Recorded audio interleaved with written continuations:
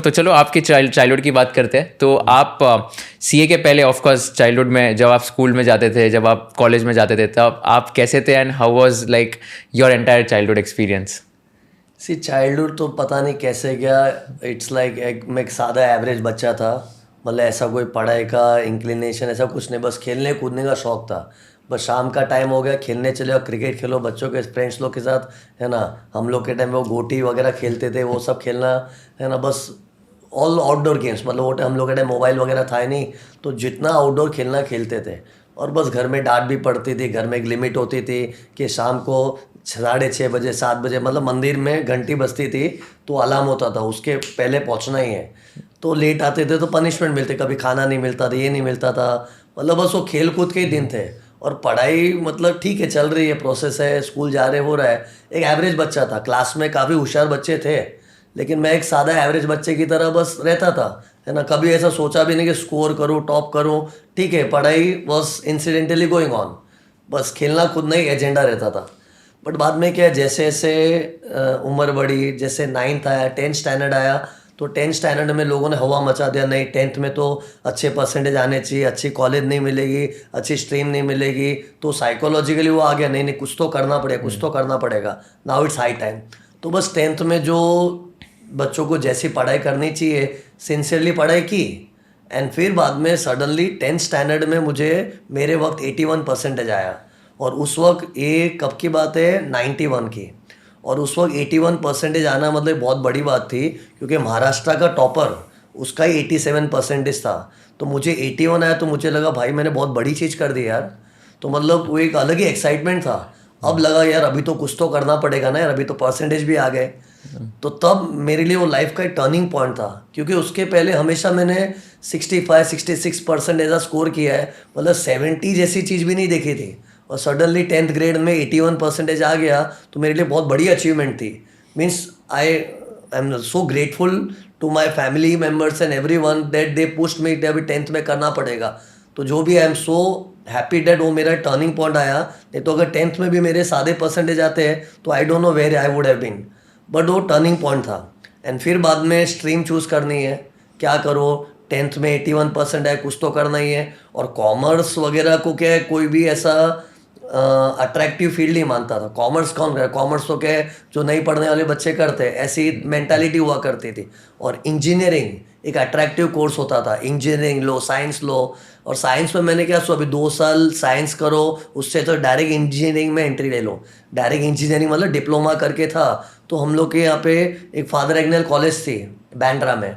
तो मुझे ऐसा था बस बैंड्रा एरिया में जाना है, अच्छा क्राउड होगा, अच्छी लोकेलिटी होगी, अच्छा लोग, फ्रेंड सर्कल अच्छा मिलेगा, पॉश एरिया माना जाता है। तो मैंने सोचा बस फादर एग्नेल में जाना है। अब इंजीनियरिंग का एबीसीडी पता नहीं कि इंजीनियर क्या करता है, कुछ करता है कि नहीं, कुछ पता नहीं what is the scope in life, क्योंकि वो टाइम इतनी इन्फॉर्मेशन अवेलेबल नहीं थी। बस इंजीनियरिंग वर्ड से अट्रैक्ट होके बस मुझे वही करना है। तो मैंने कहीं पर भी ट्राई नहीं किया, एक ही कॉलेज में ट्राई किया, फादर एग्नेल कॉलेज। और उधर एडमिशन क्लोज हो गया 82 परसेंटेज पे, और मैं था 81%, 1 परसेंटेज रह गया। और मैंने सोचा यार वहाँ तो मिल ही जाएगा, मिला नहीं। और ऐसा बैड लक के इंजीनियरिंग के एडमिशन की जो लिस्ट होती है वो सबसे लास्ट में लगती है, और तब तक सब कॉमर्स कॉलेजेस चालू हो जाती है। तो मैं तो कहीं का नहीं रहा। और ठीक है, उस वक्त लोग बोलते थे डोनेशन दे के काम हो जाएगा, ये हो जाएगा, लेकिन वो टाइम 50,000 डोनेशन की बात हो रही थी। और मैं एक मिडिल क्लास फैमिली से था, तो मेरे पापा के लिए उस वक्त के टाइम 50,000 देना एक बहुत बड़ी रकम थी। It is 1991। तो हम लोग सुना है डोनेशन वोनेशन तो नहीं देना है, अगर नहीं मिल रहा है तो ठीक है कुछ और करेंगे। बट कुछ और क्या करेंगे, सब कॉलेज स्टार्ट हो गई। ओके, फिर बाद में मेरे पापा ने मुझे कन्विंस किया कॉमर्स ले लिए, कर दे। तो मुझे 0% मन था कॉमर्स तो लेना ही नहीं है। बट बोला अभी क्या ऑप्शन है, कोई ऑप्शन ही नहीं है। एक दो चार्टेड अकाउंटेंट लोग से मिलवाया, उन्होंने थोड़ा मोटिवेट किया, सीए कर सकते, ये कर सकते, वो कर सकते, कैसे तैसे करके कॉमर्स में एडमिशन लिया। और कॉमर्स में मुंबई में टॉप कॉलेज जिसमें एनएम कॉलेज हुआ करती थी, एनएम कॉलेज में भी मुझे आराम से एडमिशन मिल सकता था, लेकिन कॉलेज स्टार्ट हो गई तो मुझे वहाँ के एक लोकल कॉलेज में एडमिशन लेके कॉम्प्रोमाइज़ करना पड़ा। और अपने आप को ऐसे कन्विंस किया चलो कोई बात नहीं, 11th स्टैंडर्ड के बाद हम लोग जब नेक्स्ट ईयर जाएंगे तब कॉलेज चेंज कर लूँगा, उस वक्त कर लूँ, कैसे तैसे करे। घर वालों ने मनाया, मैंने अपने आप को मना लिया और ऐसी कॉलेज में एडमिशन लिया जहाँ कट ऑफ 65 परसेंटेज था। और मेरा था 81। लोग मजाक उड़ा रहे थे, तो पागल है कि ये कॉलेज में एडमिशन लिया। अब किस किस को कहानी बताऊं कि मैं इंजीनियरिंग के भरोसे बैठा था और अल्टीमेटली सब कॉलेज शुरू हो गई, तो इधर मुझे कॉम्प्रोमाइज़ करना पड़ा। बट ठीक है, कर लिया। बट क्या लकीली ग्रेड 11 में इतने अच्छे फ्रेंड सर्कल मिल गए, दोस्त यार मिल गए।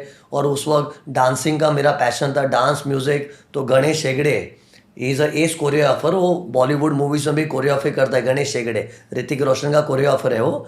तो उसके साथ, वो हम लोग के कॉलेज का ही था, तो उसके साथ डांस वांस करना चालू किया। उससे मैंने वेस्टर्न डांस वगैरह सीखा, ये किया। तो वो डांस वांस में इतना घुल मिल गया ना कि मतलब ये सब चीज़ भूल ही गया मैं। फ्रेंड सर्कल मिल गए, अच्छा पैशन मिल गया, म्यूज़िक डांस। उन दिनों में रैप्स नए नए आए थे, ये 90s की बात है। रैप्स का एक नया कल्चर आया था, तो रैप लिखने का शौक आया, रैप्स लिखता था, ये करता था। इंटर कॉलेजिएट कॉम्पिटिशन में पार्टिसिपेट किया, फर्स्ट प्राइज़ भी मिला था। हमारे यहाँ पे एक इंटर कॉलेजिएट कॉम्पिटिशन उस टाइम बहुत हुआ करती थी। एक लालास कॉलेज थी, वहाँ पे एक रॉन्डेवू फंक्शन था, रॉन्डेवू। तो उधर में हम लोग ने पार्टिसिपेट किया, मैं और मेरे 2 फ्रेंड्स। उसमें रैप कंपटीशन फर्स्ट प्राइज़ मिल गया। मतलब ये सब चीज़ों ने मुझे क्या भुला दिया कि मैं कोई लोकल कॉलेज में कॉमर्स लेके बैठा हूँ। और I was enjoying my life. 2 साल तबीयत से मज़ा किया मैंने, 11th और 12th। और मैंने कॉलेज चेंज करने का आइडिया छोड़ो, जान दो, ठीक है, जो कॉलेज में अभी काम चला लेते। तो फिर बाद में जैसे ही 12th स्टैंडर्ड आया, उन दिनों में CA कोर्स के बारे में नया नया सुनने में आया था। ओके। और CA कोर्स के बारे में लोगों ने बोला, अभी CA का कोर्स अभी 12th के बाद भी चालू कर सकते हैं। और 12th के बाद चालू करने की नई चीज़ आई थी सडनली। तो मैंने बोला यार, कुछ इंजीनियरिंग तो मिला नहीं, अभी कॉमर्स का एक सादा ग्रेजुएट बन के तो मतलब नहीं है। ओके। फिर बाद में क्या है, 12th स्टैंडर्ड में जब आया, तो उस वक्त क्या है, CA के कोर्स के बारे में सुनने आया कि CA का कोर्स अभी 12th के बाद भी कर सकते हैं। क्योंकि up till then it was a situation के मतलब बच्चे को CA करना है तो ग्रेजुएट होने के बाद ही कर सकता है। और 1993 में फर्स्ट टाइम ICAI ने अनाउंस किया था कि 12th के बाद भी कर सकते हैं। और मेरा 93 में 12th स्टैंडर्ड था, तो मैंने बोला चलो क्यों ना CA करते, कुछ तो लाइफ में करना ही पड़ेगा। तो CA ज्वाइन कर लिया।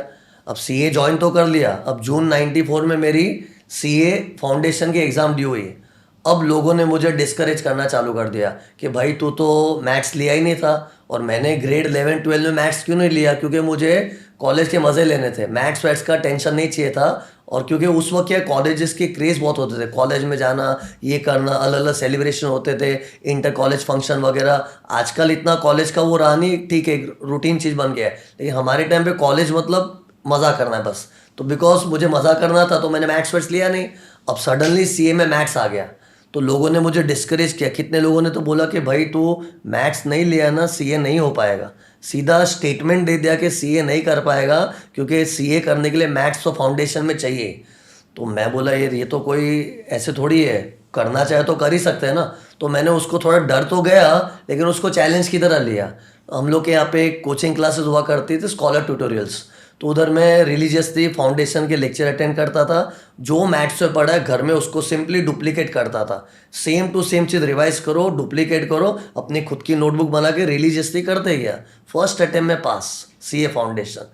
तो इससे मैं अपनी ऑडियंस को भी ये बोलना चाह रहा हूँ कि जो लोग भी मेरे पॉडकास्ट देख रहे हैं, तुमको बहुत लोग ऐसे मिलेंगे जो सीधा स्टेटमेंट दे देंगे कि ये चीज़ हो ही नहीं सकती, कर ही नहीं सकता है। और ये चीज़ तो बहुत लोग के माइंड में आती है कि मैं मैथ्स बैकग्राउंड का नहीं हूँ तो मैं CA कर सकता हूँ। ऐसा कुछ नहीं है। जब तक तुम खुद उसमें नहीं घुसोगे पता नहीं चलेगा। दुनिया तो बोल के चली आएगी, उनको बोलने में क्या फ़र्क पड़ता है। और मैंने नोटिस किया, मैं एक नॉन मैथ्स बैकग्राउंड वाला बच्चा भी फर्स्ट अटेम्प्ट में CA फाउंडेशन क्लियर किया। और ऐसे भी नहीं कि मेरे पास कोई स्पेशल पावर्स थे, जो एक नॉर्मल बच्चे को करना चाहिए मैंने किया, and I clear in first attempt. Okay. तो ऐसा कुछ होता नहीं है, लोग बोलेंगे, बोलने दो। You have to believe in yourself कि तुम क्या कर सकते हो। तो वैसे मैंने CA फाउंडेशन क्लियर कर दिया। ओके। तो CA फाउंडेशन की जर्नी में मेरा सबसे बड़ा लर्निंग ये था कि दुनिया तुमको पीछे से खींचेगी, लोग तुमको अलग अलग चीज़ बोलेंगे, they will pass judgments, but you have to believe in yourself. अगर तुमको लगता है कि तुमको करना है तो कर सकते हैं। वो बोलते हैं ना, अगर कोई चीज़ करनी है तो कर सकता है कोई, मतलब कोई रीज़न आड़े नहीं आएगा। नहीं करनी है तो 100 चीज़ें, 100 बहाने बन सकते हैं। करना है तो कोई रीज़न आड़े नहीं आएगा। तो मुझे करना तो कर लिया। और मेरे लिए करना मैंडेटरी था, क्योंकि इंजीनियरिंग का जो ख्वाब देख के बैठा है, इंजीनियरिंग छोड़ के कॉमर्स में आया तो मैं एक सादा ग्रेजुएट नहीं बन सकता हूँ, मुझे कुछ तो लाइफ में करना ही है। तो वो करके मैंने फर्स्ट अटेम्प्ट में clear. If you learned something new from this video, do share it with your friends and subscribe to this channel so that we can bring you the best content possible. Also, if you want to watch this entire episode, click on the link in the description box and you can go to Kushal Lodha YouTube channel and watch the entire podcast episode. Thank you so much for watching this and have an amazing day.